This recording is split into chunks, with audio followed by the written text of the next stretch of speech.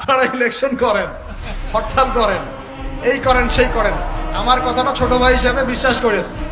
আমি কোন দলের মানুষ না, আমি সবার শুভাকাঙ্ক্ষী। এই বাংলাদেশ ঈসা আলাইহিস সালাম শাসন করবে, এই ভারত ঈসা আলাইহিস সালাম শাসন করবে, এই জেরুজালেম ঈসা আলাইহিস সালাম শাসন করবে, এই আরবের যত কান্ট্রি দেখতেছেন সবগুলো ঈসা আলাইহিস সালাম শাসন করবে। তার আগ পর্যন্ত আপনারা এই খেলা চালাইতে থাকেন, কোনো লাভ নাই, আস্তে আস্তে সব শেষ হয়ে যাবে। এখন একটা মজার প্রশ্ন, এই প্রশ্নটাই শেষ করি। ইমাম মাহদী আবার কখন আসবে? আমরা তো বুঝলাম ইমাম মাহদী আসবেন, তারপরে দাজ্জাল, তারপরে ঈসা আলাইহিস সালাম, তারপরে খেলাফত, এই তো। ইমাম মাহদী আবার কখন? আমাদের বুয়েটের মাহদী বের হয়, পাঞ্জাব থেকে মাহদী বের হয়, হ্যাঁ, বাংলাদেশের ওই কোনায় মাহদী বের হয়, সৌদি আরব থেকে ওই কোনা থেকে মাহদী বের হয় না? খুব ভালো করে মনে রাখবেন, যতক্ষণ এই বিশ্বে একটা মালহামা না হচ্ছে মাহদী আসছেন না। কথা ক্লিয়ার? এই বিশ্বে যতক্ষণ একটা মালহামা না হচ্ছে মাহদী আসছেন না। তিনি আসবেন ফাতিমা রাদিয়াল্লাহু আনহার বংশ থেকে। কার বংশ? তার আসল নাম মুহাম্মদ। কি নাম?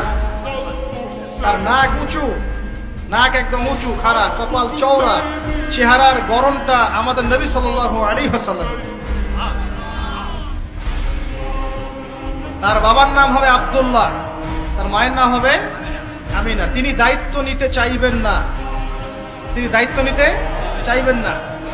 তিনি দায়িত্ব না নেওয়ার জন্য মদিনা থেকে পালিয়ে মক্কায় চলে আসবেন। ভয়ে আমাকে দায়িত্ব দিও না, এই ভয়ে। ও তিনি আরবি ভাষায় কথা বলবেন, বাংলা ভাষায় না। এখনকার মাহাদিরা পাঞ্জাবি ভাষায়, বাংলা ভাষায় কথা বলেন, ঠিক আছে? এবং এই কাবা ঘর যেটা আমরা তাওয়াফ করি, এখানে যে হাজারে আসওয়াদ আছে না, আর এই যে হাজারে আসওয়াদ আর মাকাম ইব্রাহিম, এই দুটো জায়গার মাঝামাঝি মানুষ তাকে চিনে ফেলবে, এই তো মাহদী। তার হাতে মানুষ বায়াত নেবে 313 জন। কতজন? ওই তালুত বাহিনীটা 313, বদরও 313, এখানেও 313। এবার শুরু হবে আসল খেলা। এবার প্রথমে ওই আরবেরই একটা গোত্র, বনু কালব। কোন গোত্র?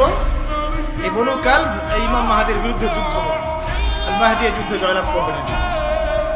তারপরে সিরিয়া, শাম থেকে, শাম মানে শুধু সিরিয়াই না, ওই পুরো অঞ্চলটাই শাম, ওখান থেকে একটা দল আসবে এই মাহদীর সাথে যুদ্ধ করার জন্য। আল্লাহ পাক তাদেরকে মক্কা মদিনার মাঝখানে বাইদা নামক জায়গায় বসে। কোন জায়গা?